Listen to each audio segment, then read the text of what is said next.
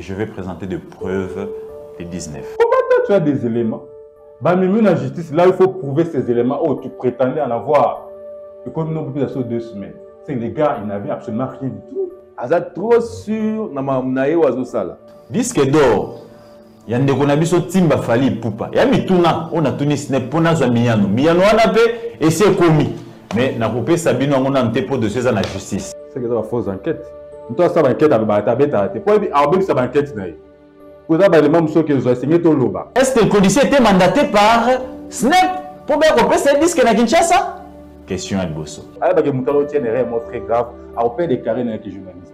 Fali Ipupa et son équipe ont menti à l'opinion congolaise internationale. C'est grave. Quand un artiste est Fali Ipupa, on a banda 2006 à mis album Bosso droit chemin jusqu'en 2023, 17 ans de carrière, 17 ans de succès. Dites qu'ils sont sous les mensonges. C'est grave. Oui. Je réitère mes propos. Frère Egola fait partie des artistes et musiciens au Bazali comme ça la fierté de la musique congolaise et de la musique africaine. C'est que Fali décalage, il y a tellement ma casque, il y a un comparé. Faire et puis nous voilà dans la moto marasi. Moto makasi yani. Nous n'y basta de matière à salité. D'abord, elle a dit qu'elle est sur le marché. Oh, c'est ça succès. Oh, monsieur Zobetala, je ne sais pas trop, je m'en ai bien été. Il y a qui n'a pas tant de faire, il y a d'autres ça, c'est pas Fali, mais non, il n'y a pas ni péter.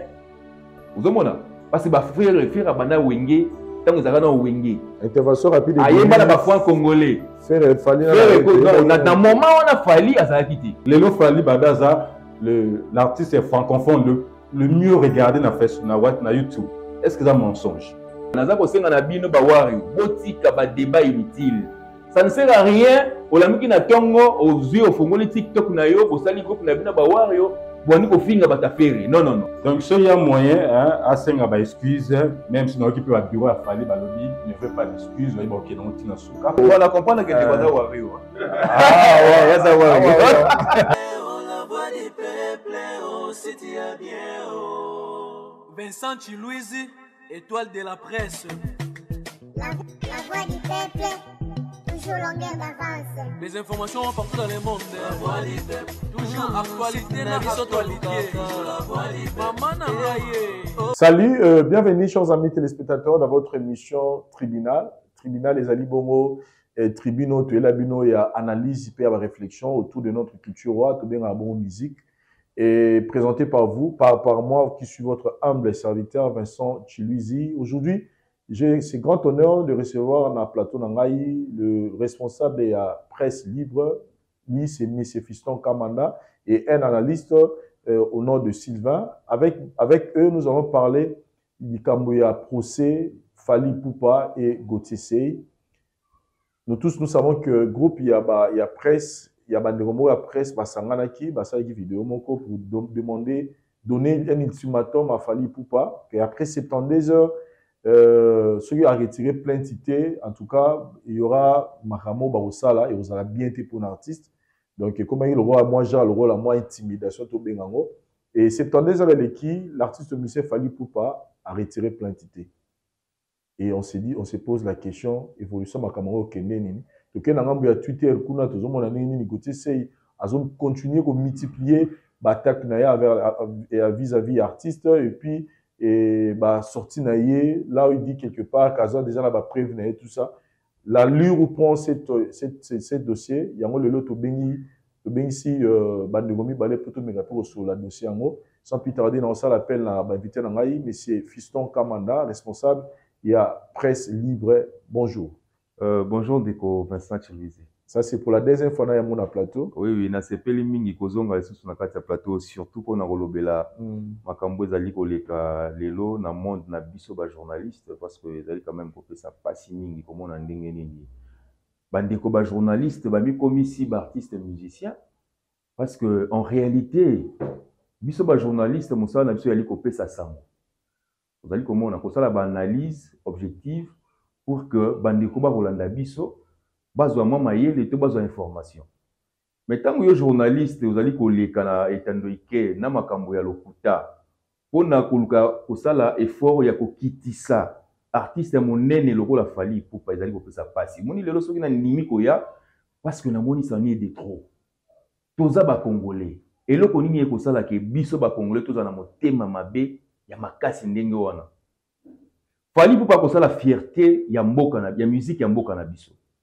To comment on a fallu ko beta na bamboka belé ya Afrika wa ko beta na ba mikili ya poto ba ko bengisa ye partout, hein? Mais qu'est-ce qui fait que ndeko na biso wana Gauthier azwa courage ya koleka na ba télévision pour na kosala ba débat moko bo stérile sur makambo ya ba disque d'or? Qu'est-ce que ye Gauthier a ko gagner? Ce qui est na etando eke pour na kolobaki oh non disque d'or wana ezali ya vrai te tout ezali ya faux. Est-ce que ye azali na preuve que ezali disque d'or ya? Alors bien azali ba preuve nezo. Azali na preuve ata mon côté parce que ngai na zwi moi temps ya kolandela ndeko na biso wana na moni ki azali ka ko supputer. Vous avez komona? Donc aye koloba makambo moko penza wa côté la boye supputation ya li makasi. Donc tâtonnement ya li azali na ba précision te. Atikeli ko sa enquête mon côté. Okomona? Parce que quand azali komi tuna ba questionnement oh pona nini te sala ki boye pona nini te ba pesa ki disque d'or et pas ya mutu boye oh pona nini Claude Siande mutu pesa ki a wana stade de Martyrs. Donc on sentir que mutu dans ba preuve te mais azali ko tâtonner. Ce qui le long de Fali Ipupa à se sentir lésé et qu'il y a une justice pour que la justice soit faite afin que vérité y ait bana. Et ça ma bête. Moi j'encourage justement Fali Ipupa parce qu'ils ont des démarches moko nobles. Vous avez comment ils allaient quand même pas si à comment que biso ba congolais tous allez que ça ba effort non pas pour que to sangana to simbana mais dans la main pour que to tombe la culture ya mboka na biso to tombe la journalisme ya mboka na biso to tombe la politique ya mboka na biso to tombe la ba équipe ya mboka na biso biso ba congolais tous akawana kaka pona ko kitsa baninga ezali eloko mususu te à part acharnement na mauvaise foi na motema mabe. Voilà. Merci beaucoup, M. Fiston Kamanda, presse libre, Naïpa Yandego Sylvain, qui est un analyste. M. Sylvain, d'entrée des G, bonjour. Bonjour, M. Vincent Chiluzi. Merci de venir à l'émission. C'est pour la première fois. Très bien. Merci pour ça. Moi, c'est M. Sylvain. YouTube, l'émission surtout avec le pasteur d'Inglés. Pétage, tu peux essayer de la photo. Pasteur Pétage, en tout cas, après Saraoumi. Très bien. Alors, pour comprendre le dossier à Fali, il y a d'abord un terme à bien, frère Alobi, jalousie. Les deux sautés dans le Congo, il n'y a qu'un seul musicien congolais dans le rayonné. Ah bon? Ouais. Comment ça? Et ça fait mal aux autres. Tant on le dit qu'il y a qu'un seul artiste et musicien congolais dans le rayonné. Qu'est-ce que vous voulez dire par là alors que Baza est belé, tout le monde a dit Monsieur Vincent. Monsieur Vincent. Qu'est-ce que vous voulez dire par rayonner? Exactement, nous allons répondre. Mais c'est Vincent. Obi Kefali, Aza le seul musicien qui a mis album depuis le mois de décembre. Après lui, Torandi, Kofi a mis ses légendes et les autres ont suivi. Fabrikas, Binafilé et les autres. Maintenant, suite à l'album organisé sous les marchés, il n'y a qu'un seul album qui cartonne, Formule 7. Et tant que nous avons cartonné, ils ont ça la bien été dans les musiciens. Tout commence par là.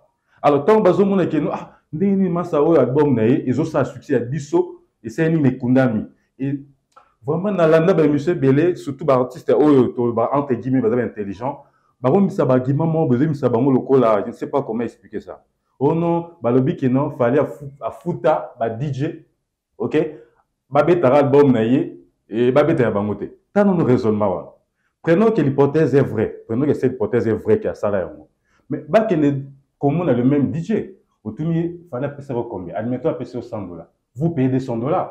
Qui peut bêter à falité, bêter à par exemple. Pourquoi ils ne le font pas? Au moment que les réseaux d'abord ils ont tenir.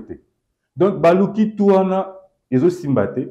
De au monde ici monsieur Gauthier Sey oyo personnellement je le connais pas. Babeda Aza journaliste il y a monde la politique. Vraiment dans la émission la politique et maintenant dans la émission ça je ne sais pas ça il faut l'avouer. Alors, M. Gauthier, c'est bien une émission où il y a conflit à Bino, Israël, on analyse sur la francophonie de l'Ekaki. Je ne sais pas, s'il y a 10 qui il fallait que Nimi na analyse la francophonie. Mais parce que lui, il voulait nous faire voir que l'artiste musicien Fali Ipupa construit sa carrière sur base de mensonge. Raison pour laquelle, vous savez, au début, quand on a un procès, on a aucune information que non. Fallait à poursuivre ces journalistes et la justice. Ne baneza qui un peu contre. Pourquoi l'andé la robe que ça épée. Maintenant on a l'andé à l'imam n'a pas propos à l'obaki n'a pas ses raisons. C'est grave. Un artiste est bon, Fally Ipupa, on a banda 2006 à mis album Nel Bosso droit chemin jusqu'en 2023. 17 ans de carrière, 17 ans de succès. Vous dites qu'ils sont sous les mensonges. C'est grave. Ce sont des accusations graves. Et l'accusation, c'est pas seulement passer à la télé au explication. Il faut les gars toujours na justice. N'engé oise quoi le bagasso ba baby sur la main pour ce qu'il faut qu'il y ait la justice. Donc l'accusation là vraiment. Après analyse, j'ai appuyé Fally, il a raison qu'il y ait la justice. Parce que Kolobakeno a construit une carrière dans mensonge, c'est très grave. Okay, c'est très grave. Aujourd'hui, mondial Lelo est commis Balobi, commis village planétaire. Et c'est sur le coup des arts karaté, musicien, disque de Belé. Il fallait que Gauthier Sey commence par là. C'est une enquête. Mais c'est Gauthier Sey. Il fallait d'abord aussi une enquête sur les disques d'or au EPSA Makara. Total, Kofi a joué disque d'or, Oué a joué disque d'or, Jib a joué disque d'or, Fabrikas, même les disques d'or, Père Fallel Bosso, il y a droit chemin. Face à nos banquettes, on a ceux qui disent disque d'or, les arabes vrais. Parce que les longs monde des comités, ils ont constaté. Soit au côté internet, ils tu Google. Parce que au côté, c'est n'ingénie. Il fallait que les disques d'or, car le couteau, il peut être sur Kalawana, que non, Valentin a joué disque d'or, tel a joué disque d'or. Donc, quelque part, on va se mettre un mensonge. La musique, il doit photo banano. Il faut te banano mbakala. Parce que c'est là où il y a plus de mensonges. Parce qu'Internet, ils ont raté. Moi, on vérifie ça. Ben, sur Internet, il y a d'autres demi parce qu'on vérifie. Ok, les potes qui tournent. Mais le Internet, c'est ça. Alors, pour revenir sur ça, quand il y a une question, pourquoi il est le seul artiste à jouer parce qu'il est dans le beat. Album Nelelo, il a ça succès depuis décembre, il est toujours en septembre, ça fait 9 mois de succès. Oh, les autres, bazomona mabenenge fallait azoreni d'où bamo bimisa c'est-à-dire c'est tout le monde a un CIT tout le monde a les gens qui sortent derrière un C parce que sur lundi ba dire na yozo mona mutu moko azo tâtonner ni mon frère azo tâtonner c'est comme si ba otinda kendelo parce que il n'est pas cohérent de ba dire na ye na landaki l'émission le non moi je suis un journaliste d'investigation na sali ba enquête j'ai des éléments comment toi tu as des éléments. Bah, même la justice, là, il faut prouver ces éléments. Oh, tu prétendais en avoir. Et comme nous, depuis 2 semaines, c'est les gars, ils n'avaient absolument rien du tout. C'est juste la méchanceté. Le fait que moi, les autres, le cas, moi, il y a Kitisaye, il y a Kobimisele, donc, cela prouve qu'ils n'avaient pas de preuves. Donc, là, il faut maintenant apporter des preuves. Comme nous, 2 semaines. Nalandi, son avocat, le maître Guy Mafuta, mais d'abord, le bail non, il y a des avocats dans le lobby, tu as commis, tu as tindeli snap message, tu as osé la répondre. Après, comment tu non, ça voyage, donc, il faut tout. Au juste, il y a eu un maître, des fois, bon, avocat, ils ont droit, il y a un avocat, parce que avocat, tu as eu un ressemble les gars. Le côté, ressemble les gars, c'est son droit, ça, la métier, donc, je ne vais pas l'en vouloir. Mais il faut quand même pas conseiller à M. Gauthier Sey, à Domitia, des boulons aux hommes nés. Nazuba collègue, Nayo Bastali, Ndengolo Bastali, après Sitimatum dans l'artiste. Il fallait d'abord commencer d'abord à Gauthier Sey. Il ne faut pas raconter l'histoire lorsque tu n'as pas de preuves. Une manière de soutenir votre confrère, c'est d'abord, le comme de la justice, oui, c'est Gauthier, il ça va preuve. C'est pas qu'on dit que non, fallait retirer plainte. Non! Lui, il dit qu'il a de preuves, comme de César déjà dans la justice. Qu'il apporte. C'est-à-dire, soutenir juste comme que nos Gauthier apporte des preuves, tout simplement, qu'il y a un artiste retiré. Non, on ne va pas retirer. Voilà. Le conseiller artiste a retiré. Très bien. Mais c'est Fiston Kamanda, Nazongi Pega na Likamboyo, Ndeko Sylvain Tomboli, il y a Likamboya presse, au channel na nini pose à la format détendu. Likamboya presse en général. Position oyo bandeko bazwaki namonaki ndeko Patrick Lokala na bandeko mususu bon fait na tangi Lokala parce que c'est le visage que j'ai reconnu bandeko mususu peut-être ba komo na bungi muke position wana bango bazwaki ya koya ko dekana etandu koloba to pesi Fally Ipupa 72 a retirer plainte au monaki position na ndenge bon sinon presse on ngai namonaki yango eza orgueil baleki basangani bakoluka ba presse eza na sima Gauthier Sey. Non, presse mon côté. Presse mon côté. Bandeko ebele o bazaki na sima local wana. Baza pe ba journaliste te, bazali justement ba petit na biso toyebi. Ope bazali koluka peut-être bakombo na bango pe tangama na bandenge moko boye. Ozali komona parce que organe moko yebani ezali structure ya ba journaliste ezali UNPC. Mais UNPC azo soutenir ba bêtise te. Ozomona. Donc ceux qui bango basangani parce que ngape na bikolo ba pe que na créer structure na nga moko mibale misato mais est-ce que bazali dans sur le plan juridique? Est-ce que bazali reconnu d'abord dans l'état? Association na bango structure na bango. Donc eza mwa mawa mingi.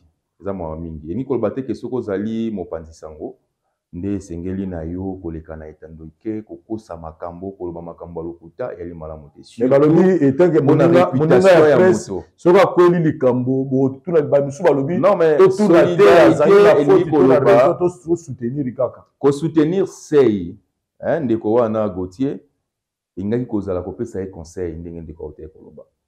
Que non ndeko moni obeti libaku zunga mwa sima to sala memo to kende kopesa pa ndeko fali to senga e bolimbisi bokei bosololi na ndeko fali ayoki bino pe pesi pe likanisi na ye ozali komona ne bako régler likambo à l'amiable mais bino boleki na etandoike bozali susu ko pelisa lisusu moto tango bali koloba o 70 non likambo na justice bakenda na ngonde ngona te yo ki na plainte parce que vous avez na pour ça que justice et ça la pour que vérité yebane après que ce qui est retiré non mais wana la faiblesse parce que ndeko lobi loko moya motu ya awa to yebana nani azali na sima ya ndeko Gauthier parce que ndeko Gauthier azali na mbongo ya kozwa avocat wana te mafuta azali na mbongo ya kozwa ba avocat te engagé ba avocat pour battre ko sambela ye.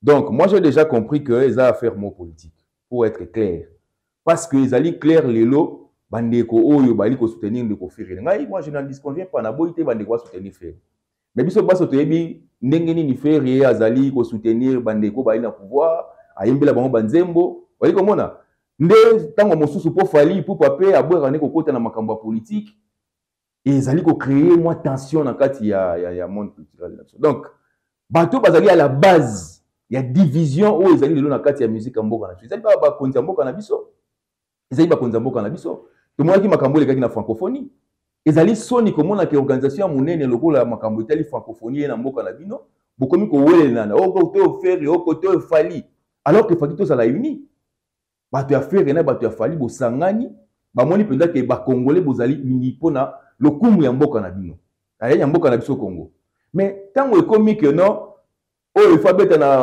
abeta ki na ouverture o kuna sali jalousie o wana tango aye ko akei kolela suki wapi ba kotisie na kati ya masolo yango abeta pe na clôture ekomi makambo ya polémique ezaki penza soni mingi ba na ebite ndeko la Vincent soki okoki kozwa temps ofungola TikTok o meka kokota mona na débat o bandeko ba congolais ba kosana na TikTok mboka oyo kobonga mukoni soki biso tozali kaka be na ba discussion moko ba débat moko stérile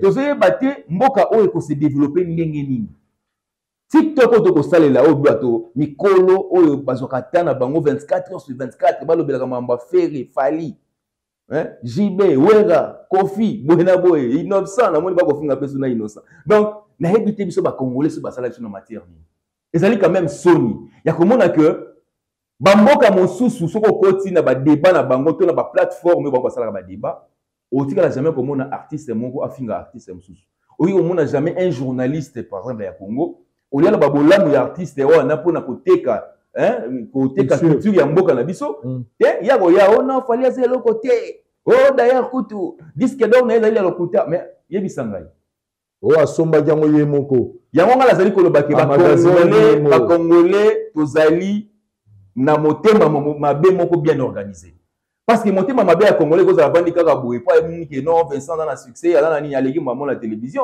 abandi ko finga Vincent Chiluzi o asali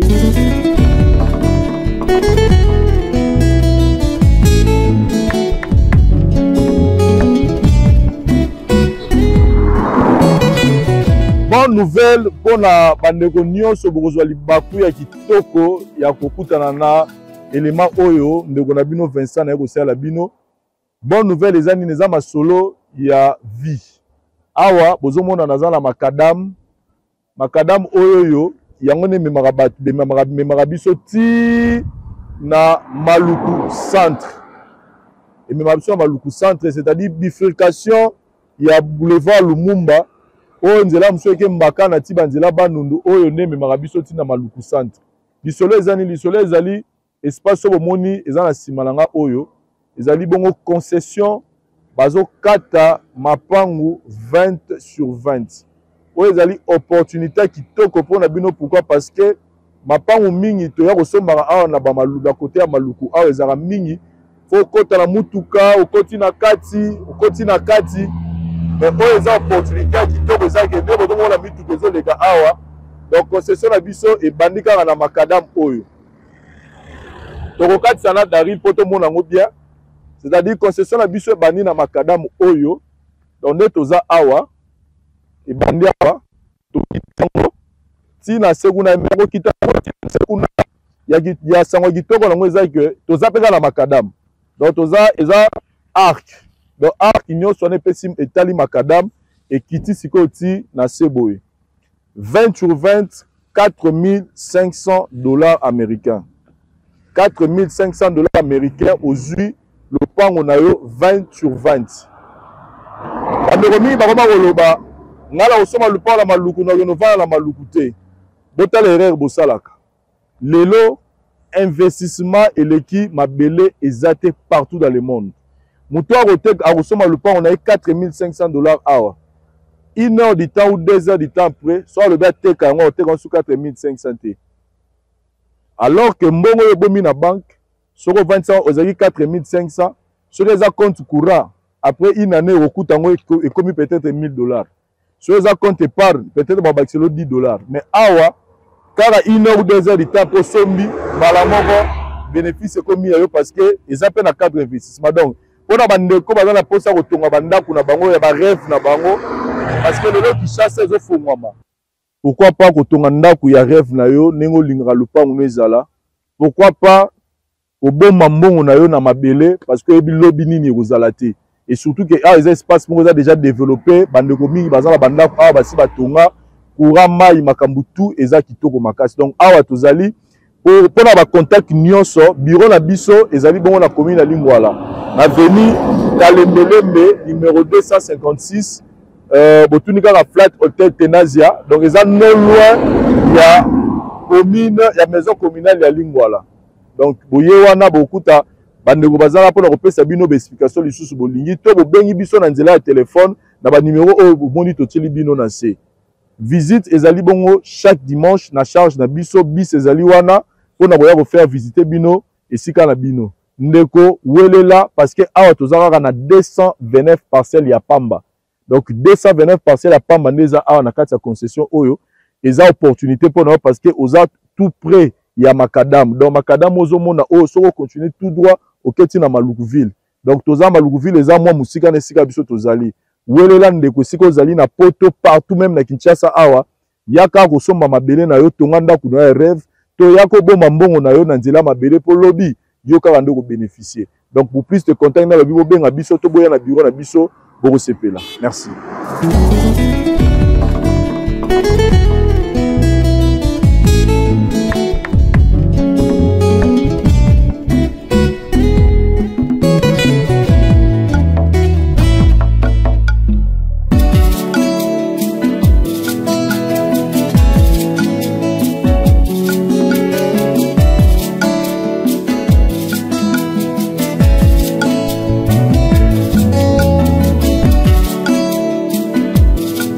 Un élément très important, la ngana bakisela bino ezali ke ba mapangu nyonso eza awa eza déjà ba parcelle cadastrée. C'est-à-dire au sombi lupangu na yo mbala moko na kati ya contrat bazo sela yo oza dans numéro na yo ya cadastre o kende déjà kolandela makambo na yo. Donc eza te ko sombi lupangu obani suko lugo ba ndenge nini kolandela non. Donc ba parcelle tout eza tous les 229 parcelles eza na ba numéro nango déjà. Donc venez acheter vos parcelles pour construire vos maisons de rêve ou pour investir, pour que plus tard, Ebotelayo va bénéficier à Malam. Nous sommes ici, la voix du peuple, cadeau de Libino Yango pour l'année 2023. Merci.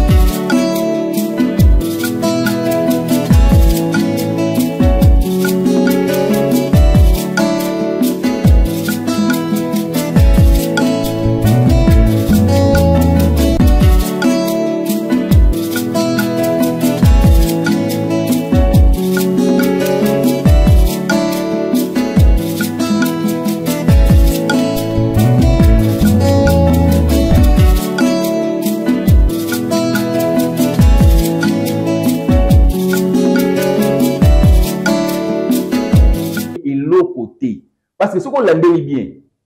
Gauthier, ce qui Gauthier n'a bon à éviter comme on a eu ce qui Gauthier. Hein? Fali peut-être aïe bakiti. Maintenant un peu classe mon Fali a un problème n'a été. Azan moi si n'a été. N'a été mais allez dans la télévision maman va nous finir Fali. Mais Azan est battu que Fali pour pas Azan ba fan n'a eu à Congo, Azan ba fan n'a eu à Brazzaville, Azan ba fan n'a eu à Côte d'Ivoire, Azan ba fan n'a eu partout dans le monde. Vous allez comment là? Mais si quand vous allez koleka, vous allez kofinga mututo, vous allez koluka okitisa yenengwana ezali malamote. Nga azali porte-parole la Fali. Mais tant que Congolais, nazali ka justement koluka ko éveiller conscience patriotique et bandeko. Pona ko yebisa bandeko ke nzela tozali ko kindi zali de malamote. So que tozali na besoin que mboka na biso et kende liboso et avancer. Totika ba débat stérile. Ba débat moko ezanga mutuna makolo. Et au moins mutation ka téléphone na yebo apelisi mbala moko akoti na compte TikTok na ye banda 7 heures. Surtout bana basi akolamba te, akokombola te, akosala eloko te, akoti TikTok ti na pokwa. Na yebite bandeko ngo buzaka misala ko sala te. Mais sikoyo tozongi na likambo Gauthier Sei, tanga koloba na itando ke Fali Ipupa a battu carrière na ye sur base ya mensonge. Qu'est-ce que tu peux dire par rapport à yango? Non, mais c'est faux. C'est faux. Biso nyo sotomoni Fali Ipupa ndenga zomata. Abandai na droit chemin. Droit chemin, yebsanga album wana droit chemin wana. Na yebite so na zomi ko. Droit chemin, oui. Album wana sala succès to sala succès te. To yebi biso nyo sonze mwana ya liputa ndenge sala succès. Fali a sala album wana ye moko na ba musicien muso azoi comme ba nani ba accompagner. Mais pourquoi est-ce que pour encourager mutute oyo abani na se akomata? Olie ya koluka ke mutasi ya mati yo za na bosoto na yo za ko sala tout obenda ye na bosoto na yo. Non, ezalaka te. Tout ça quand même sincère. Fali pour biso nyoso tozali komona ninga zali ko kindi azo mata malé meti na niveau Fali aza na molelo. Soki ye Gauthier alobi ke non disque d'or on ezali lokuta. Mais sikoyo pona nini kasi Snap a dénoncé qui te yalo bakeno eloko on ezali lokuta parce que Snap il faut alobila a telle na crédibilité na ye. Vous allez komona. Mais yo zali journaliste ba komi ko tele namoni ba quelques amis na ye na ba sadi bato baza na sima na ye namoni ba komi ko kolinga ko vanda na eloko moko boye na ebité na linga peto développer on a bino namoni ndeko moko abimisi disque d'or ya Fali à droit chemin il y a 2006 abimisi pe disque d'or ya Fali ya Tokos il y a 2000 tu kozwa na abimisi album na 2017 alobi tant ba koloba ke Fali a bâtir carrière na base à mensonge a pisi exemple alobi ye moko ela biso disque d'or na 2006 il y a droit chemin. Après, il y a des sous disque d'or, il y a Tokos, il y a droit chemin, il y a un côté où on est solo. Au cours de l'obani, on a déjà, on a déjà que il y a un Fali. Non, ça dit Fali, à ce disque d'or, na droit chemin. Ils sont tout le monde, ils allaient image dans les réseaux sociaux. Ils allaient photo, ils allaient tout le monde a un disque d'or, na droit chemin, comment peut certifier Snap, certifié na Snap. Si vous avez en 2017, Abimisi Tokos, a un disque d'or en 2022, certifié na Snap. Alors, si vous avez na Snap, il y a Tokos qui a monté, mais il y a droit chemin et égalité. On va dire, mais l'artiste musicien, mais ceux qui disque d'or, ils ont déjà certifié. Il y a droit chemin qui certifié na Snap. Parce que nous surtout comment certifier. Hein? Donc, il y a droit chemin, il y a Tokos. Mais il y a Tokos, ils mais non, tant que journaliste d'investigation, la moindre des choses, ne kosengela ki na ye akini na Snap kuna na poto, sur na Snap akini kosala ba investigation. Bon, na yebi pété sur azali na mbongo kosomba billet avion pe kozwa visa okindi. En tout cas ça je ne sais pas. Azala pe na mbongo kozwa nani kosomba pe billet, azala pe na possibilité à kozwa visa. Pour qu'il y ait ba investigation. Et ce qui n'a pas qui parce que moi si je suis un journaliste d'investigation, mais ba débat on est tellement stérile que moi na kota nga ça là ba débat politique, mais ce que moi na peut-être ko lobelango, c'est parce que na moni siko kezali image ya mboka ndé siko ba bazali ko robetisa ko salir. Fali azwa disque d'or na droit chemin. Azwa na Tokos. Azwa soki pe na album nini. Ezali lokumu ya Congo. Tokende to lukate ke ono Fali ndenge nini oyo ya droit chemin côté kuna ezali boye ndenge nini ya côté ezali boye parce que tant yo zali ko kende ndenge wana ozali ko lobano c'est que ba disque d'or nyonso bato bazwa ba kofi banani bato tout bazwa c'est que ça ya lokuta oui vous voyez comment on a oui donc ezali quand même Sony Tant qu'on te par exemple, tu as dit à Paris, les cas qui pas les gars là on a coupé ça va disque d'or là. Nani producteur nani Badivé je crois. C'est Badivé te alamuku c'est boy. Ça là il peut maison na victoire période moko. Diego Musique. OK. Ils ont battu soupe bazo ba disque d'or pas Diego Musique. Mais ba ibsi biso que non Diego Balaxi d'abord maison ya Diego Musique au tali yango za le roi moi boutique mo boy. Comment là? Et le roi moi li gablo. Balakisi biso yango to moni to bi ni yango nde yango mais ba ibsi biso pe bande ko na se ba dans la poto. Oh non, bah disque ni d'or, on y a ce bandé qu'on doit être à l'hôpital. Tant que journaliste d'investigation, on voit pas une TV, n'importe quoi. Mais non, aussi longtemps que nous on a mené une investigation, on a vu que non, et l'autre bah singa on est allé à vrai. Parce que normalement il faut qu'on confronte. Oh bah tu bah yebi singa, au yep côté kuna, au mec qu'on vérifie autant la suite que l'autre on est allé à solo, l'autre est allé à l'hôpital. Vous allez comment là? Moi je pense que débat est allé sur la véracité, il y a vrai ou faux, il y a une il y a bah disque d'or voilà. Et là, biso tokoki ko marteler makasi. Ezali justement le fait que artiste na biso nyonso ya Congo basala la fierté ya musique ya mboka na biso total la ndenge ni to soutenir bango pour que ba kende encore davantage liboso pour lelo faut yeba kende ko Vincent rumba congolaise ezali ko c'est limo déjà lelo to comment la ba couper décalé bande ko na biso ya Côte d'Ivoire ba occuper terrain en Afrique. Les Nigériens, les rumba congolaise et là. Mais fallait pour passer parmi bateau, bazali ko sala effort. Il y a qu'on tenir quand même na rumba. Tout le monde bateau est belé. Même bateau est belé, aboy autant ba combo pour na kota na ba polémique. Ba komi ko beta ba couper décalé. Ba musicien mboka na biso. Oh normalement c'est ngala kina bango ba continuer na lignée wana ya rumba. Ba valoriser rumba congolaise ba beta yango sous-souté soko tellement ba générique na bango ba seben na bango ba betaka et comment la encore ba couper décaler belé donc ba boma rumba. Alors ceux qui par exemple fallait abeti mede na rumba et sali nango succès ma bezali wapi faire pas auto bimisa soki album na été soki c'est bimi bon na tikali koyo ka opena nte na ebité album ngo Dynasty volume 2 non limité. Bon tout c'est la petite Dynasty bimaki mais parce que nous sommes là justement pour encourager ba œuvre ya malamu. Ce qui fait abeti lo na ya bien. Vous savez que non faire abeti nzembo na ya kitoko et ça lui fait succès. Ce qu'il fallait abeti inos bipé a ko sala pe fierté ya mboka na biso. Ba artiste basé belé ba sala fierté ya mboka na biso. To mona ba mondi bo pe ba bima ba bina filé de côté kotanga. Bina filé bima de nulle part bo bina filé. Baza ba te photo encourager bango. Et non pour la télévision pour le bac oh non bina filé abeti ce qui abimisa album et banité et ceux qui na masina non encourager ba artiste parce que surtout ça pour encourager bango za to le quoi toujours teka bango surtout ça le ko la moni ba fanatique hein biso biso nyoso to za ba fan parce que biso ya musique oui ba consommateur à musique biso tout ça le roi ba to oyo to ka ba musique na bango ba mélomane ozomona donc oya betaka musique ya bien ceux qui ont fait na yo obeta mo et puis ba to pe ba osala nini ba ko bina ngo na yo mo pe ko bina ce peut mutabeti na pe bien te au moins la musique ezo beta boy o bandi na pe boy leki na pe boy normal pe ozomona donc c'est un peu ça. Voilà.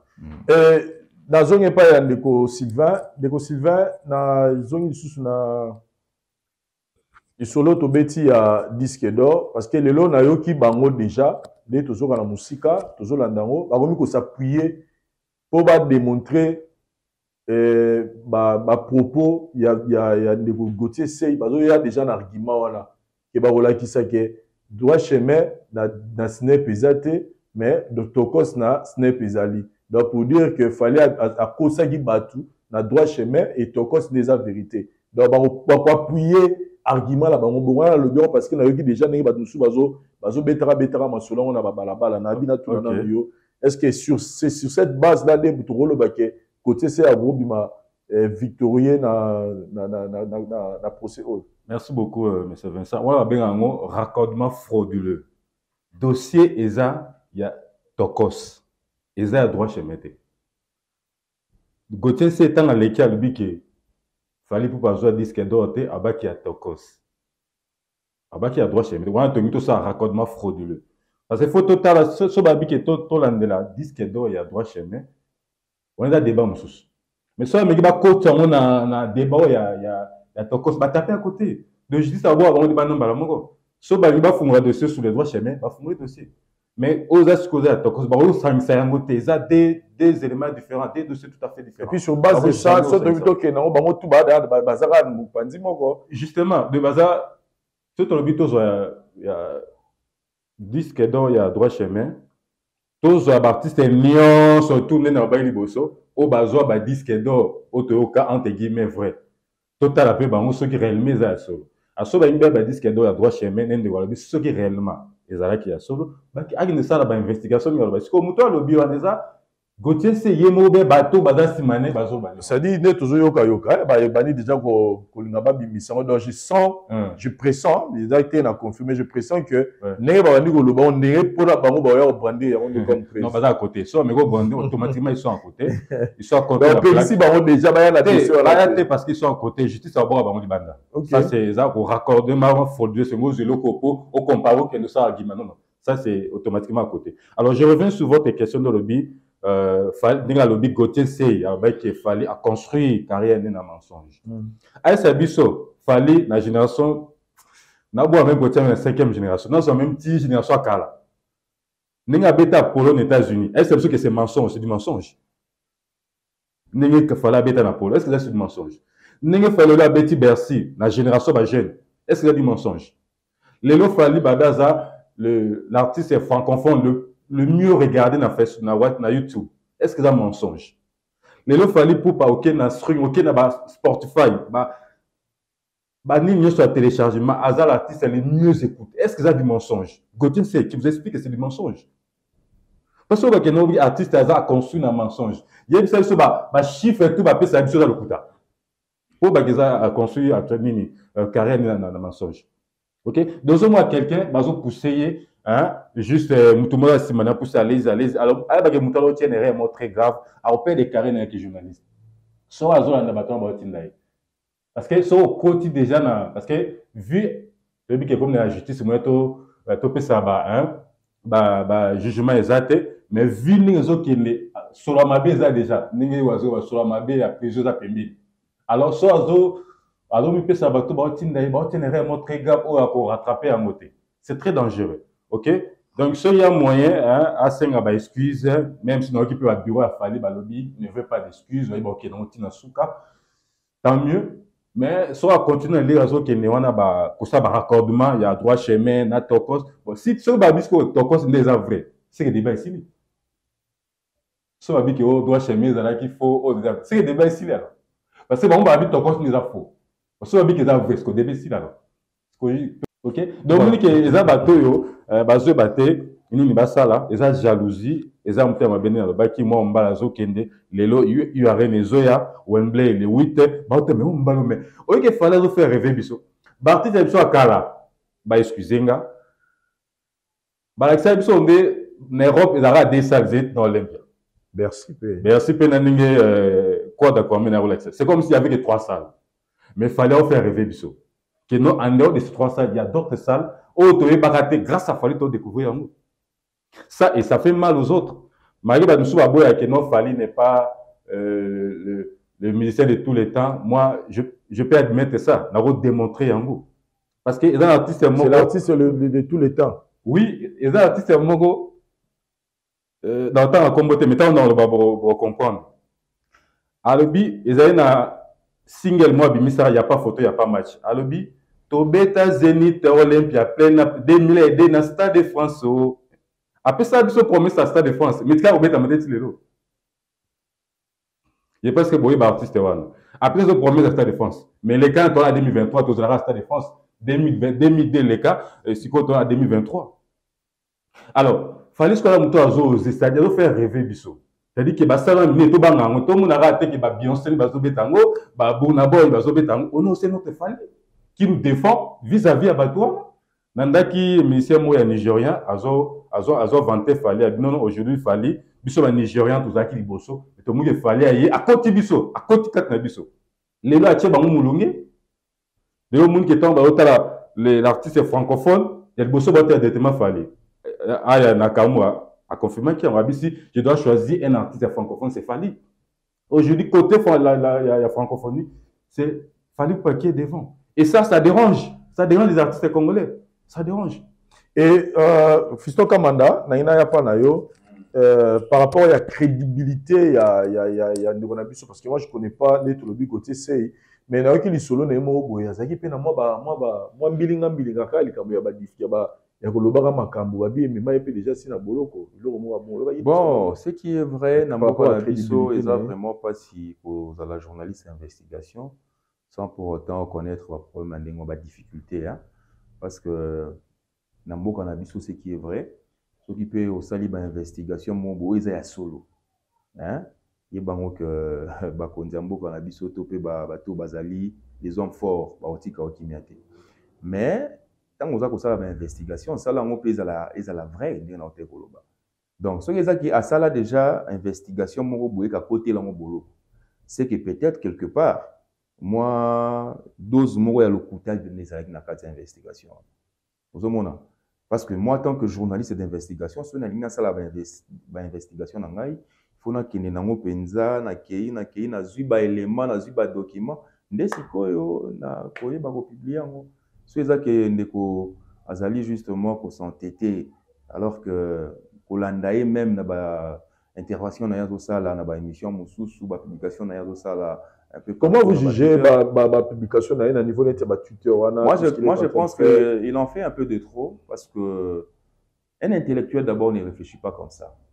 Si on a dit que l'on a sali les habiletés, si on a dit que l'on a sali et que ça l'okuta, et que l'on a lobby oyo, et que l'on a soloté, la moindre des choses, ils allaient représenter des excuses.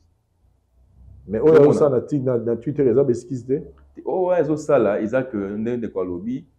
Il y a des gens derrière lui où bazo peli sa moto bazo tinda epeti kene lo babo eh ça là on ça le logo on ça là le logo OK donc au senti pendant que non aza trop sûr na mamunaye wazo sala alors que ce n'est pas bien parce que surtout tous les journalistes mais il y a le baté que sont les journalistes kaka oyemba la monde en télévision bano ba n'importe quoi ba bilo mo boyo eza ya ngoté mais écoute entre nous tout à l'heure, justice en mot bon, de éviter ceux qui barolent banini, mais nous espérons que justice en ça, ceux qui m'ont envoyé côté à lobby, ils a solo, pas condamné Fally, mais ceux qui pèsent ali qui m'ont envoyé à l'okuta, pas kangai. Voilà. Monsieur Sylvain, là vous parlez dans les Cambouya Afrique francophone aujourd'hui, s'il faut parler d'un artiste qui est en train de briller, de rayonner, côté mais Afrique francophone, c'est Fally Poupa. Mais dans ce côté, on a solo, il y a qui local, qui est international. Aujourd'hui, Tolanda qui Ndebonabiso Manix, qui a appuyé pour démontrer que Fally a un niveau international et la plupart des musiciens dans la bonne amboka à niveau local. Mais Ndebonabiso Mego a appuyé mon réflexion, il y a une tout na yoso moni on est lobby. Na ndenge ya consommation ba mission na biso nyonso ya mboka ya Congo baza plus consommer na africain, c'est-à-dire que en Afrique baza plus consommer et libanda ya mboka, c'est-à-dire na ba continent mususu baza rapena ba yebanité abi c'est l'artiste musicien congolais parce que tu dois un passeport congolais oyo to yebike ayaka na pota beti Stade de France par exemple kutika mindele na mindele ayepe awa na beti concert par exemple dans la francophonie moni ba noir na ba noir. Il n'y a que Maître Gims.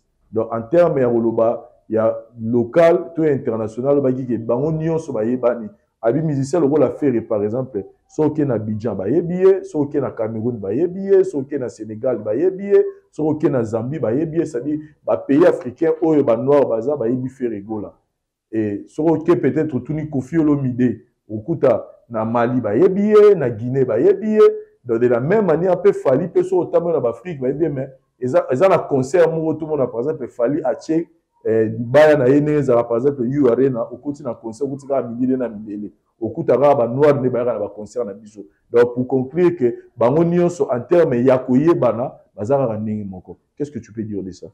Ok, merci beaucoup. Par exemple, Mani Salobaki, par exemple, que Fally Aza international, mais faire Aza local. Par exemple. Merci beaucoup, M. Vincent. Avant de répondre à la question, nous avons un côté, mais il y a dossier à M. Essay. D'abord, les vraies enquêtes. Nous sommes dans cette enquête. Ils sont très silencieux. Et ça l'a mis lorsque ma conclusion au PSAMA, ne va pas révéler ce qu'on a la presse. Mais yo ça banquette, directement non ça banquette. C'est que ça fausse enquête. Toi ça banquette à l'obata beta. Pour avoir ça banquette naï. Pour ça les mêmes choses que vous enseigné tout loba. Pour que vous soyez. Et là on va s'amquer côté Gauthier c'est. Alors je reviens sur votre question par rapport à l'international. Au but qu'il y a na Bénin, ça fait 3 ans à Bénin. Bah monsieur de la bête batia makele là. Na Bénin bayi bangote. Na Bénin, sur le babet à musique à Congo, il n'y a que 2 musiciens. Fali na Kofi. Bah jibe atia makele là, oh jibe wera. Babet à musique na bangote. C'est rare que babet une musique à jibe na wera. Beta ma rarement. Mais ceux qui batia à Congo, directement soit Kofi, soit Fali. OK? Les lots na Bénin sur le bureau du Congo, Congo de Fali, et comme référence. Congo de Fali. Parce qu'il y a 2 Congo, Brazzaville, na Kinshasa. Bah, on peut identifier Congo na biso, na artiste Fali pour. Pour bah, Fali à international par rapport à local, si on tali lelo, bah, concert à Fali, en dehors, c'est vrai que bah, nous à Bazali. Parce que d'abord, il faut notre communauté, on doit soutenir la communauté congolaise, et puis africaine en général. En dehors de ça. Et puis les blancs, on m'a Fali à ça, c'est-à-dire, azo que les verts, les blancs, n'enga baki, tokos, musique n'est tokos, c'est-à-dire, urbaine internationale. C'est-à-dire, ils ont pour justement, pour viser nini race wana ya mindele on a conseil na biso bazaraka mais en côte goutte. OK, yango ça c'est un conseil on a appelé ça la Fali. C'est vrai que anglais na ndagaya abunda moi mais faut call c'est sur anglais na ozela ça la nzembo intégralité en anglais pour na côte monde anglophone il y a Nigeria il y a Grande-Bretagne surtout na zobeta na Londres c'est-à-dire marché c'est ninga fungoli na Wembley a fungoli directement pe na disque ba nzembo entièrement en anglais. Justement pour gagner ce public-là, au Tozoba Mindele, mais sur tel concert Apollo, il n'y avait pas que des noirs, il y avait aussi des blancs. Mais, on a attendre à combien à faire parce que on a comparé Bangotier. Quand les Arabes JB, on a comparé parce que c'est normal de comparer. Les au côté succès, c'est normal de comparer. Mais autant là, il y a fait qu'il fallait décalage, il y a tellement de casques qu'il y a comparer. Faire et puis nous voilà dans la moto marasi. Moto marasi, Yanni. Moni basta de matière à salité. D'abord, elle a dit qu'elle est sur le marché, au ça succès.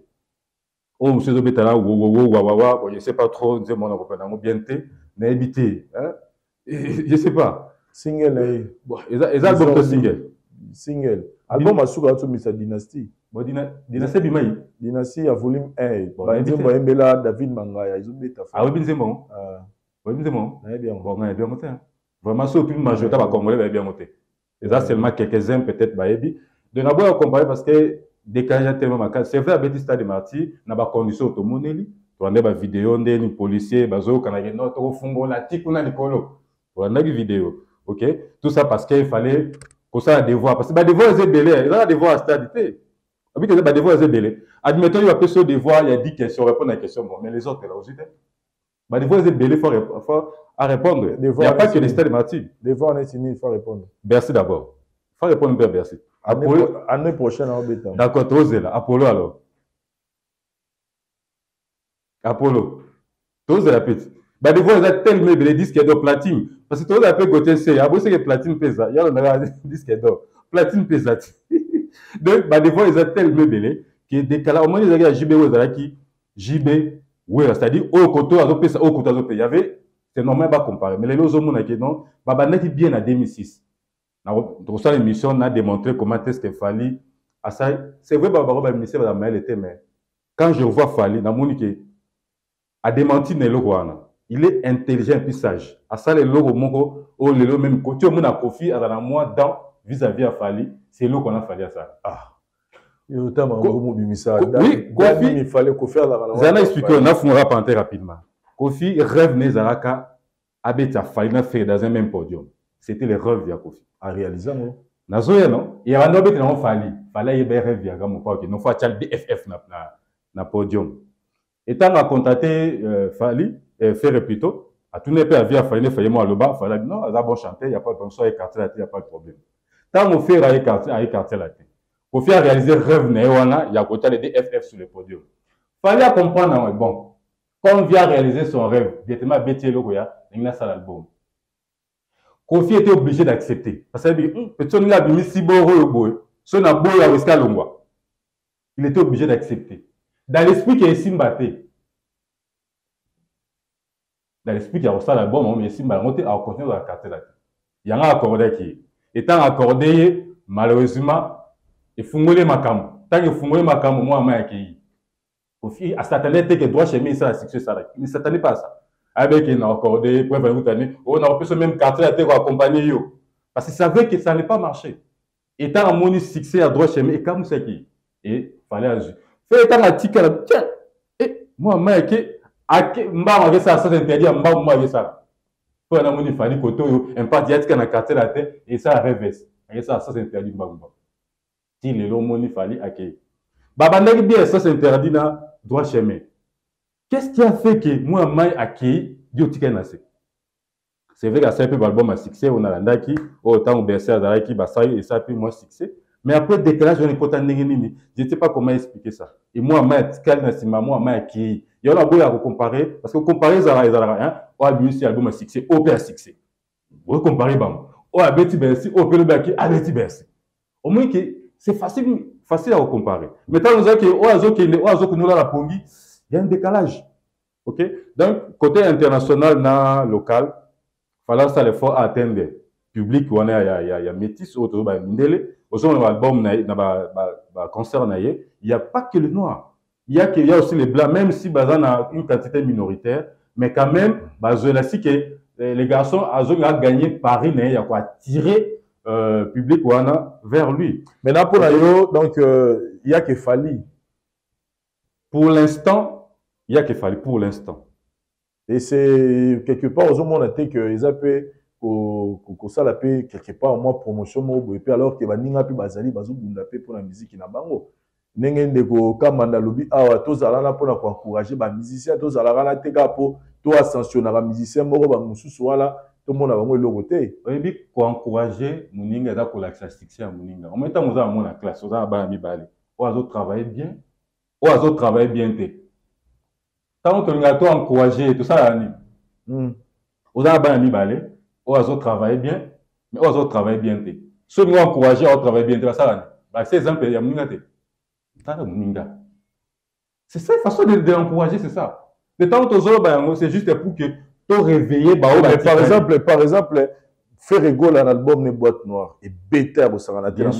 Mais tant il y a fallu matin à faire, il faut reconnaître que boîte noire et bêta au Sarana. Bien sûr, et bêta. Qui est derrière toi et bêta au Sarana. Et bêta qui boîte noire et bêta nous le exactement. Mais après, tant que bêti, après, album n'y a question aussi.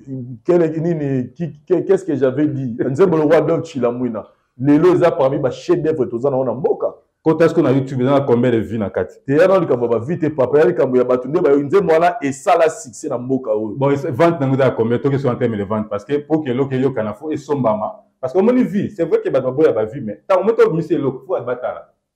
Faut battre là. C'est ma vie, elle a peine sous crédibilité pour comment on peut rebooster un mogo. Bah chiffre mati et ça appelle sous unité de mesure moteur parce que va peut-être vendre aux la raison que retard les tekami boni exactement YouTube dans la pena ils comment dire mon père marketing et là on ma le fait que fali ils aillent colo maintenant va qui ça comme yo et là ma bien va ça raboyer c'est juste moi je parle même pas de Fali parce que Fali à l'oba la télévision à celle à Google la DST tout le monde a visionné ce but to yebike so hôtel babona Fali na ba vision mon que correspond mais na ba misem sous to yebi na mboka o mona abimisi clip lelo lobe sali 1 million et kangama ni la susté voilà alors que tu sais que sali 1 million à 24 heures donc c'est après un mois faut le matériel le dit que ils rappellent sous élément il y a confiance militaire exactement il faut reconnaître que les ventes OK c'est là où il y a des problèmes OK c'est là où il y a des problèmes donc je suis pas contre faire mais ala la ki mingi na moni quand même moi stade Mathieu c'est pour la monsieur mobuké hein des ala ki mutala ki ala musu ya mona bani moi mais ala muka ba devoir eze belé sengela sala pour que à région de Mouninga, même pas aux régions parce que aux régions de et comme un peu moi passe aussi. Mais après ça quand même moi pembeli. Voilà, il faut essayer. Mais c'est Kamanda presse libre Bandekotou Botalabiso ezara presse libre .cd. Donc vous avez besoin de vos informations en Mboka temps réel pour que na presse libre.cd Donc, à temps réel, besoin d'informations, tout yamboka. Donc, nous, nous les cas mingi, il y a un côté politique. Donc, nous, les cas politique, c'est une opposition, pouvoir à place, en tout cas, qui est dans le mango. Bah, s'abonner un peu, qu'on a dit. Ouais. Bah, s'abonner aux alaguitos au mingi. Bon, on a soutenir oui, oui. En fait, voilà, comprendre que tu vas avoir Wario. Ah, ouais, ça va. Bon, on a Zani Wario ni Gaulois. Voilà. Bon, on a un peu moins objectif parce que là, il est dans l'émission. Voilà. Ils allaient justement parce que dans mon équipe est polémique et qu'on m'a cassé. Voilà. Wario, on a ligne qui est tous là et l'eau mon très bien. Pour que culture amour on a vu et mata. Très bien. Bon, autre se lever, bah ma cambo belé awa. Olobi makambo ya Mindelende bayaka concert ya ya Gims. Il y a Gims. Donc, c'est le musicien. Ça dit, nous avons un lobby, la chaîne. Oui, au moins, il y a Gims, Badadjou. Il faut y avoir que pour les Français, les Français, les Congolais. Quand Gims a joué un concert, les Français, les Okende, les Belé, les Mindelo, les Okende Belé, par rapport peut-être à les Noirs. Vous savez, quand on peut les Noirs, peut cause à les Belé, ils ont dépendre de la bateau, il y a Salouana, Tonasta, Toni, pour la concert. Donc, il y a un moment peut-être au monde que ce Gims a bêta concert, Mindele ba ebeli. Mais Nicolas Baté que Fali ninga zawana soki abi que no bêta concert. Parce que ninga zane faut yeba que Fali tant que africain, tant que congolais. Ba congolais basé belé na poto, ba africain peut basé belé. Donc, salle peut et dépendra na ba place, hein, ba place où ba tu ba kofanda. Nombre de chaises, par exemple, ce babi que non salle doit contenir 1000 places. Donc, attaque ceux qui battent bazar 1 million, ils vont babiller, donc ba somme batté, par exemple la possibilité de somme batté parce que bato salle babi que non et coquille. Vous voyez bon, supposons que ba noir na ba noir de ba somme batté. Au moins que ba noir de ba vous allez belé. Ce peut ba minele ndé mutu ba sombi et ça rende ngwana. Donc, ils ont un peu moins vice versa. Parce que ceux qui par exemple les lots par exemple Fali pour pas Tomoni par exemple Tomona va défiler sous des mots de Salamaya Potokuna Zara to babilo sous moi puis Mindele ba parler eh abeti pe moi phase a pe moi bo sentir que artiste na biso pas ebani na Mindele zomona donc tokenda pe ba poto au monde après que Vincent Chiluiz petam so mona Mindele mo kabisi a bonjour ça parce que nous avons ba to balanda yo ne ba to balanda na YouTube yebite Mindele balanda yo ba américain pe balanda yo bon partout dans le monde ba Hollanda yo. Mais il y a le bâtiment que non seulement des bêtis concert à noir de bakoti, ni le bâtiment Mindele ba wa kaite. Non non. Donc il faut qu'on ait quand même na meka osala ni. Et là on fait zani. Il est cabo ya roloba. On dit que ndeko a soulever moi ba point belé. Bon nga pena na contredire était parce que les point de vue na mais ce qui les autres ignorer Ferré en tout cas eza le moya lokuta. Parce que Ferré Gola fait partie des artistes musiciens au bazali ko ça la fierté. Il y a musique congolaise et musique africaine. Tant que Congolais, je ne peux que soutenir faire et sur sali ba œuvre na ya bien. Faire ça ba beta album na belé ya bien. A beta banzembo na belé ya bien, ayemba rapé kitoko. Vous voyez là on peut pas ignorer. Mais pour être vrai, pour l'instant élévation au nzambe donc parmi ba musiciens na biso, nzambe a élevé dans Fali. Donc, pour faire épée, azala mutumongo boye sincère, pour azala mutumongo pe azala pe élevé dans niveau mon a falli, il faut pas qu'on dise maintenant mutu oyo, azo ça la succès pour l'instant. Parce qu'il fallait un album na terrain, faire dans un bête album té. Mais et là ça là qui a robé ta stade des martyrs sans album, ça dit quelque chose. Ça prouve que les artistes munene. Parce que jamais au kiko bêta na stade des martyrs, aux un album té na marché, autant dit ça. Tout le monde qui vient d'habiter Oazé, qu'on a contre été. Mais vu Oazé, quoi, ça l'a pire qu'au Saganate. Vous voyez, même dans la quartier, quand tu vas à concert, on a des gens qui mini journaliste. Pourquoi? Parce que vu Oazé, quoi, ça l'a succès Kala. Bah, va venir d'habiter, ça l'a succès Kala. On est en train de faire vieux Wendo, hein. Va vieux Wendo, tant vieux Wendo qui fait à son nom place à Zali. Donc, na minute où va venir d'habiter, on a Oazé, quoi, bah, musicien dirait à succès à Kala. Via Mika Kobeta stade de martyr, ou stade de martyr Mélier. Pourquoi? Parce que Azaki n'a dit que dans le terrain, via ça la paye fort, mon beauté, ça la succès, bah, Michel Balungwe. Mais frère Ego Azaki n'a l'autre côté dans le terrain, Abeti et Simbi. Il faut t'encourager. Parce que souci n'a pas de nini. Culture yamboka na biso esala nini. Et tombwama. Na kale Azaki soki kofi azobeta koto, Wera azobeta koto, Jiba azobeta koto. On sentit que non, Afrique centrale mobimba. Tant babeta misolo ya musique. Bahalo bela Kofi, bahalo bela Wera, bahalo bela Jibe, bahalo bela Zaiko, Papa Wemba, uzomona des fois ngai nakenda ba formation belé na libanda mboka surtout ba forum to ba conférence de la mingi et autres ba journalistes africains et à chaque fois on va se présenter tant que congolais ba to banda otuna ngai Kofi banda otuna Papa Wemba banda otuna Fally Ipupa ozomona même pas Wera même pas je vais nazo ignorer succès ba vieté mais banda otuna batwana pourquoi parce que pour na bango c'est peut-être la musique à Fally c'est peut-être la musique à Papa Wemba parce que les lots sont en Côte d'Ivoire au moins que peut-être Fally Ipupa a un succès pour les quand même musiciens moussous ivoirien so que na Cameroun au moins que Fally Ipupa a un succès et en tant que Congolais tant que tu vas tout nanga babi mais comment va Fally na zola na Fally té tu es bien na Fally té vous avez pour fallait boire kanga nzembo na epete bien que vient nanga Kofi boire kanga héritier Watanabe na pesi bango mbote mais batu ba tout nanga balobi comment va Fally dans numéro Fally té to benga na Fally té lo mongo et ça linga fierté na zu lokumu moi je ne suis pas un artiste musicien mais tant ba tout nanga ndengo na moni ke za lokumu ya mboka nde sali nini imati ozomona très bien yango nazali ko senga na bino ba golwa naza ko senga na bino ba wario botika ba débat inutile. Ça ne sert à rien. Au lamiki na tongo, aux yeux, au fongoli TikTok na yo, au sali groupe na bina ba wario, boani ko finga bata feri. Non, non, non. Ça ne sert à rien les lots, bino batu ya bagolwa, bolamiki na tongo, boani ko finga bata Fally. Bono ça la Sony ya mboka. Ezali Sony. En tout cas, Sony a na possibilité Vincent Chiluizi. Ya ko kanga ba réseaux sociaux le ba TikTok. Hein? Le ko la ba mission sous na mona ba YouTube. En tout cas, na ngena salamu. En tout cas, pourquoi? Parce que nazali komona ke bandeko lokwa ba Fally ba faire ba artiste mususu ba osala effort parce que kozala lelo beta concert batu ba ya obeta musique batu ba somba to pe ba kenda kotala ba dino na YouTube eza facilité ozomona donc le to komo beta masola ba Davido ba o mususu wana ba na ba ozomona c'est parce que ba mission na biso boyoka te mise à quitter. Ouais, bobeta nini mususu akokenda sombi oyo na kalandeza ibasimba CD batumbi yango dans mon tema mabela ndé mais biso de la niveau oyo mais félicitations à Fally, félicitations à Ferregola, félicitations à Héritier Watanabe, félicitations à ba musicien nyonso to mona ki vient na biso pe wera sona oto obeta na Londres et ça quand même malgré ça la ki nango penda ba plein mais c'est bon déjà ozomona babina filé wana il faut encourager bango jeune moko boya bima de nulle part a pas Fabregas. Félicitations pour la Fabregas parce qu'elle a formé quand même Batebeli. Vous avez donc il faut qu'on y m'a bango. Donc tout changer un peu le langage. Tout changer le langage. Tout changer ça ne sert à rien les mais oui.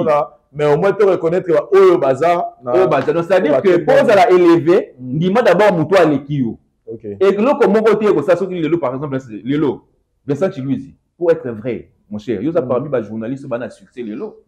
Tout qui n'a pas boboké la place mon peu mais ça mais ngapé na journaliste mais ba otanga ko bonanga c'est parce que époque nanga et les cas déjà tant les ali tant mususu o ba peut-être ba komi hôtel a beaucoup plus ba YouTube ba blo mo ndingo na télévision le comment ba 200 chaînes na télévision ba journée c'est belé ba na TV mais ba yebanité mais le reste Vincent Chiluizi à l'équipe boué Vincent donc c'est-à-dire que il faut n'anima que Vincent Chiluizi pour l'instant à l'ékingai vous avez mais l'homme qui peut-être na sali loko moko boye sali pe succès yo pe mutu oyo o leka ki ngai lobby on ni mangai pe lelo que non parce que entre nous soit dit il y a qui na batamo boye o faire ya do ça succès pe ba Fally pe non ba ebani peut-être ozomona parce que ba faire banda wenge tant que na wenge intervention rapide ayemba na ba fois congolais faire Fally na moment on a Fally azala quitté mais lelo ezali temps ya Fally il faut ton ndima yango parce que eza makambo ya bonzambe donc ya makambo eza spirituel soki mutu oyo aza élevé na nzambe quelle que soit forme oyo ye asala po azala élevé il faut qu'on ndima ye mais soki ozo ndima ye te yeba ke moyen pe po mata exact voilà merci beaucoup monsieur Fiston Kamanda nous sommes arrivés à la fin nazo ya pa na yo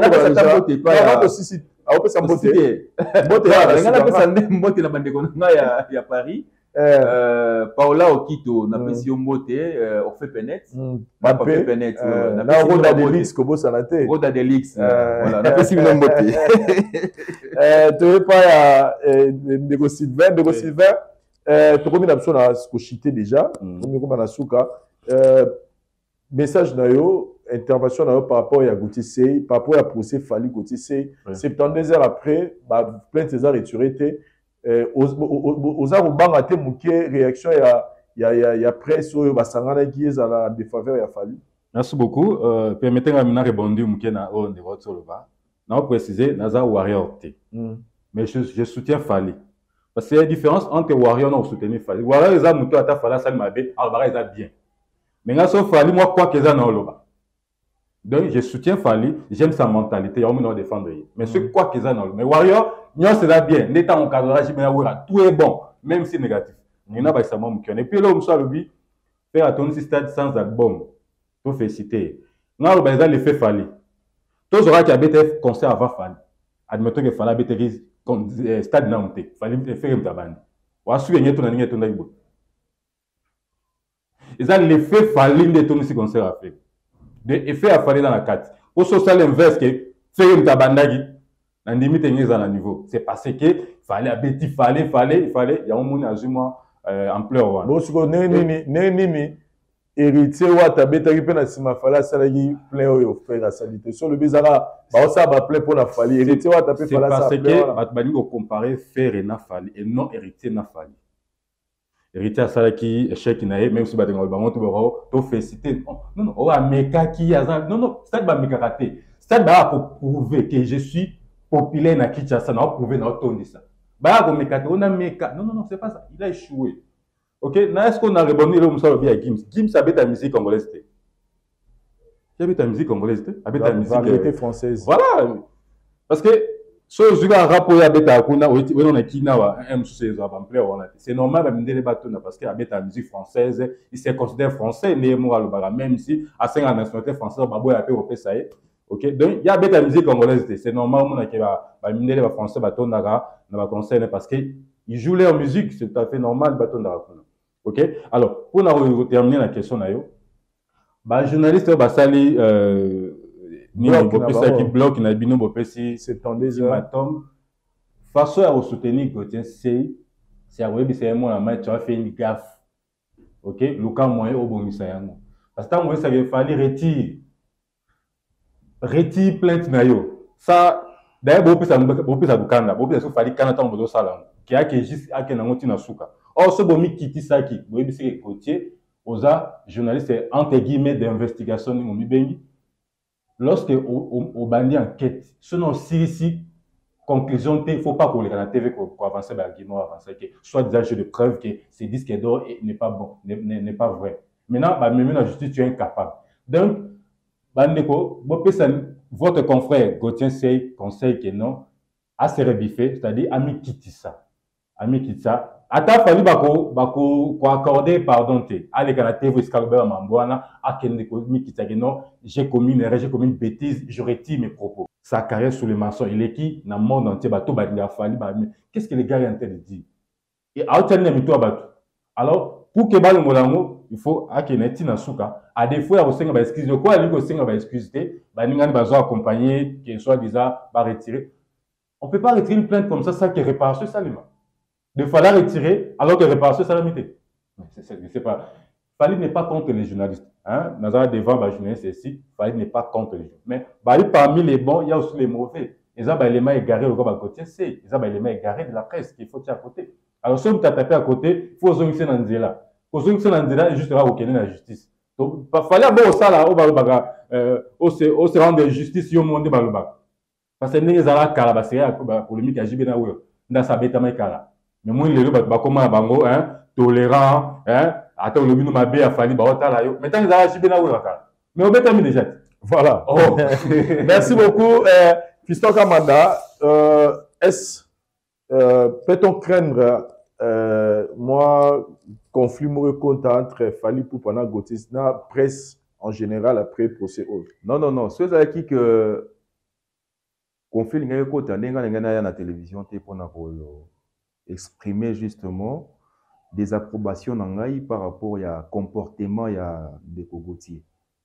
Ils ont ba journaliste belé peut-être au basu occasion les na télévision te mais au baza contre makambo de Gauthier alobaki, au baza contre procédure de Gauthier. Oyo ba memio na justice mais vous allez comment on dirait que n'habité peut-être dans la relation là ba bandeko oyo faire ayemba parce que les autres au monde a pouvoir oyo ndenge kotambusa makambo. C'est-à-dire que le roi faire ayembelaka ta famille présidentielle et que ils soutenir faire au coup se permettre. Mais là j'ai eu l'information que non faire aza musika non aza musika te parce que ils ont battu à faire au baza ko appuyer Gauthier.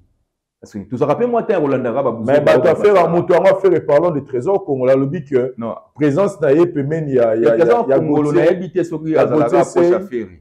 Mais ngana yebi na mona ka battu o bakenda ba bon, on a combo. Mais on a une formation dans votre affaire et que babimisa combo faire. Non, faire à dedans.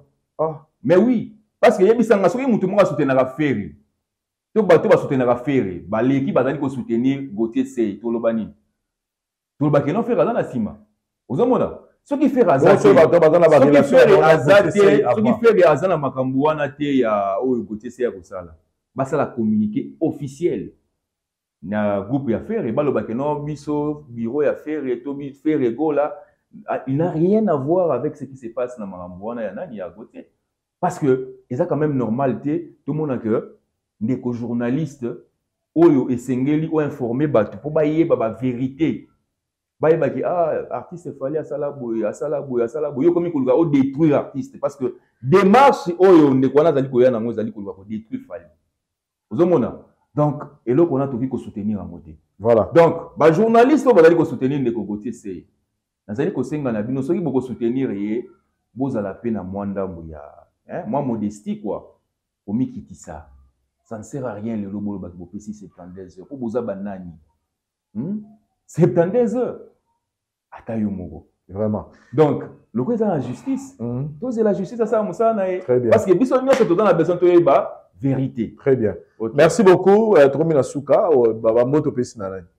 Bamboto Eske Koki. Bon, Bamboto Koki, n'a pas si na batunyon soro balandi biso mbote. Bande qu'on a biso surtout à Paris parce que on les a au siège na biso mi balé voilà. De temps à autre là on est à troisième état. Ouais, troisième à la Kinshasa, à Dubaï et Paris. Il faut na chaque 4 na Belgique. Na Belgique. Bon, on a tout le mais quand il y a Belgique. Bande Belgique, n'a pas si non mbote. Donc merci. Odilon faut pas se la mbote na Odilon Mampuya. Odilon Mampuya na pesi mbote. Voilà kulutu na ngai. Nanyo. Kulutu na ngai pena. Kulutu à Vincent Chibis na pesi mbote. Nanani bisu. Na France déjà totangi ba fait ba pampé ba roda kito oui totangi bango déjà pesi bango tu bambote wa bon na pesi pe grâce Botulu mbote mère de mère voilà ah oui voilà toke pas Sylvain nous sommes arrivés à la fin Bambote pas là no pesi kama do pesa d'accord Sylvain Tromina Souka mon Bambote Koki au pesi mbote na nani parce que je pense qu'on a tout dit on reviendra peut-être ici après procès to rane ba konzamboka ba bosambisa ba kambi ba Zuzi ba bosambisa makambo et puis to yeba conclure peut-être après procès. Exact. Merci beaucoup. D'abord on a mbote na yomoko Vincent Chulezi. Remercie ningo pesinga cette opportunité. Très bien. Il y a na micro na yo au service na population du monde entier. Et puis na pesi mbote aussi na bana potonyo su bazolanda biso ma sœur Mamie Fanga en France. Na pesi ma chérie Ruth Kinanvidi. Je na pesi batunyo surtout banda biso. Je pense que to kuta nsumba la sima. Très bien. Merci beaucoup, chers amis téléspectateurs. Vous étiez tellement nombreux à travers le monde pour suivre votre émission Tribunal. Tribunal est Koufité, Tribunal Isali. Mais Vincent revient à Poya, pour qu'il y a présentateur. Et je suis là pour tout le monde, pour tous les artistes musiciens. Je n'ai pas de tendance, donc, Awaïza, Batro, Moutanenga, le ya Fali Yaka. Olungo Belkamba Fere Yaka. Olungo Belkamba Wata Yaka. Ya Fabrigas, Yabina, tous les artistes musiciens. Bon, mais ça, la Vincent, la casquette, oh, je suis là pour tous les artistes musiciens. Donc, ce plateau est là pour vous tous. Et mais, moi, je reçois, pour tout le CIG, tribunal, ils ont la format au Mikolo. Je reçois pas seulement musiciens, tout à Monique, en tout cas, plateau, ils ont pour la Binonioso. Merci à David Diwantesa, merci à Gilles Vazolandonga, Château Kolo, Parouze Essa, caméraman assuré côté technique. Et merci à Badoutou Botali Bisso. Tout le monde l'année prochainement, dans différentes choses. Et sinon, il y a un mot très, très important. Dans le Château Kolo, sur la Bossa, vraiment. Je parle dans Bandeko, Bautarapoto, boya à Kinshasa, on a besoin de location, il y a véhicule, Jeep, voiture normale, il y a C. Bon, contacter. Pour le moment, je pense que Bani Bazo monter déjà publicité dans la routine de la Bisso, mais vous pouvez déjà me contacter, Vincent. Aux gens la pote, aux gens a besoin de voiture, et aux gens peut-être un aéroport, un hôtel, aux gens a besoin de la voiture, on dira tous ces jours, ils ont à la disposition, on a une voiture, un chauffeur, au foutika mon et puis, bon, ça, donc, voiture, l'élo, sécurité, assurance, ces alliés, autant pour la Kito, Gomakasi, pour contacter Naïpona, Chabino, enrêler directement, na, responsable et il y a du service à location en voiture en haut. Et merci vraiment la Bandiroutou Botali, tout le monde l'année prochainement. Bye. Gambela na Internet. Déjà le nom et distribution sur Gambela na Internet, c'est-à-dire les alliés bongo boutique oyo bandeko ndeko na biso aza awa na Kinshasa avant d'être disponible pour na bino bandeko boza na poto mingi to ebine ezalaka boza na posa ya la provision pour na ndeko na yo pour na famille na yo pour na ndeko moko talaki na télévision monika to passer au mois difficile pour apporter assistance pour na orphelinat moko pour na homme de vieillard moko oza na besoin bakende otikela bango biloko ya kolia Gambela na Internet eye pour na yango donc bobenga bango bobenga na plus 243 99 75 56 493. Je répète, plus 243 99 75 56 493. Place sur ce a besoin de l'euro coma au Bengi Bango au Sola dans les bons. C'est-à-dire bah assurer le nom biloko au sombi et puis bah assurer le biloko de ma place où il reçoit matière kende. Donc nous ça la donne orphelinat, nous ça la donne homme de veillard la bonne roulia. Bah l'osso, bah semoule, bah huile, tout ce que vous voulez, bah miliki, en tout cas Bengi Bango car on a numéro na PC, et ça les cambouis sérieux, celui Vincent Lobby c'est que rassurez-vous que bah on est correct. Je pense à les jours qui viennent, tu retires la monnaie spot na Bango, bah nous les cas tout moment, donc bon mais c'est en Gambela internet, au sommet bilo on a osé la poto tindika mbongo na yo, et bilo on a comme après maman leki, bilo on a qui n'est pas tata moi, c'est qui n'est pas maman, pas papa la biso, toi pas maman la biso, toi qui est un orphelinat, toi qui est un homme de veillard moko. Ou bien Gambela na Internet, bon maman la moi si mon téléphone, ou après expliquer bino nini na rosala pour que bloquer comment souci ezali bobengi Vincent pour na détail mususu par rapport à likamongo to bengi Gambela na Internet. CRMTA ou ezali laboratoire médecine spécialisé na production ya ba phytomédicaments, c'est-à-dire ba kisi ya partir ya ba nzete na biso ya Congo. Ba kisi nyonso o bozomona awa na CRMTA et subir essai toxicologique et puis essai clinique où ils ont ça la différence na biso na tradi parce que et subir quand même moi étude et belé et puis kisi où ils ont la CRMTA ils allaient homologuer la ministère de la santé, c'est-à-dire ils ont la autorisation il a mis sur le marché na niveau ya mboka et puis libanda ya mboka kisi oyo tozo produire na CRMTA et puis kokomama na n'importe quel médecin partout à travers le monde. Dans le laboratoire CRMTA, nous avons deux branches, branche cosmétique et puis branche médicaments. Dans la branche cosmétique, nous avons dulci au collagène, pour ça, nous avons un sérum, nous avons un savon, pour le traitement, il y a un tampon, un ndouta, un ride, une poche et puis un cerne. Nous avons un dulci réparateur, pour ça, nous avons un sérum, nous avons un savon, ou CP gel douche, pour le traitement, il y a un bouton et puis pour réparer le poissonayo. Nous avons des cheveux, pour ça les lango, huile nango, na shampoing nango, pour le traitement des cheveux abîmés, des cheveux haut et baby, des cheveux colorés, ils allaient pour botter sa soukinoki et puis ils allaient pour retarder repousse des cheveux blancs. Nous avons un parfum na biso ou tout sali à base de banzete na biso ya Congo. Spécificité nango, ils allaient pour quitter ça yo stress na kati ya nzoto. Na branche médicaments. Nous allons na méamycine, sirop comprimé, où ils allaient qui na biso ya ba mib, ba levure, ils ont anti-poison, ils allaient traiter ba problème nyonso. Il y a les boumou, nous allons na qui na biso diazostimule, où ils allaient traiter ba différentes formes d'impuissance sexuelle, tout en éjaculation précoce, dysfonctionnement érectile, manque de libido, azospermie. Nous allons na qui na biso zingenalis, suppo, na comprimé. Vous allez traiter différentes formes, il y a hémorroïdes internes et externes. Vous allez régulariser le cycle. Il y a maman. Vous allez na biso sensiphos où vous allez il y a malaria présenté sous forme de sirop comprimé. tozali na kisi na biso Meamycine crème oyo ezali kotraite différentes formes ya maladie oyo ya ploposo bamycose oyo esalaka na makolo ya bana mibali maladi ya mpesema palata epai ya bana na maladi mosusu ya loposo. Tozali na Diazolex oyo ezali kotraite différentes douleurs rhumatismales douleurs ya mokongo paiement allergie au pollen ezali pomade oyo tomboli kombo ya papa na biso tondele diazolo. Tozali na Meamycine crème ndenge na tamaki. Tozali na allium oyo ezali kisi na biso ya tension ezali kotraite hypertension. Tozali na borex oyo ezali kobombisa système ya bapapa ezali kokomisa yango molai mpe monene.